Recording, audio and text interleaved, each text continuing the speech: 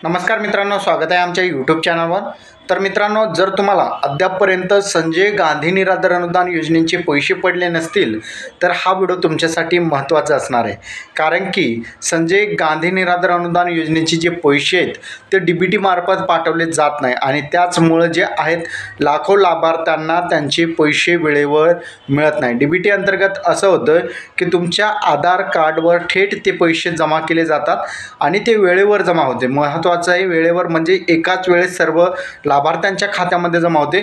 पण असं न होता संजय गांधी निराधार अनुदान योजनेचे जे पैसे आहेत राज्य सरकार जो आहे तहसीलदार आणि जे तुमचं तहसील कार्यालय आहे त्यांच्या मार्फत, तहसीलदार मार्फत ते पैसे चेकद्वारे तुमच्या खात्यामध्ये जमा केले जातात। त्यामुळे ते पैसे जे आहेत तुम्हाला उशिरा मिळणार आहेत। अद्यापर्यंत जर तुम्हाला ते पैसे मिळालेले नसतील तर तुम्ही तहसील कार्यालयामध्ये जाऊन संपर्क साधू शकता की पैसे का मिळाले नाहीत। फंड जे आहे राज्य सरकारनं रिलीज केल्यानंतर सुद्धा ते पैसे का नाहीत म्हणजे तुम्ही माहिती मिळू शकता। पण अद्यापर्यंत तुम्हाला तुमचे जर पैसे मिळालेले नसतील तर तुम्हाला त्याच ठिकाणी तुम्हाला माहिती कोणत्या ठिकाणी तुम्हाला माहिती मिळणार लक्षात ठेवायचं आहे। जर DBT अंतर्गत जे पैसे असतील तर ते पैसे जर राज्य सरकारनं पाठवलं असतं तर सर्व जिल्ह्यातील लाभार्थ्यांच्या त्यामध्ये एकाच ते पैसे जमा झालेले असणार होते। मात्र तसं त्यामुळे ते पैसे जे आहेत चेकद्वारे तहसील कार्यालयात आणि चेक आहे प्रत्येक जे लाभार्थ्यांची आहे त्यांच्याजवळ आणि त्यानुसार ते चेक जमा करतात आणि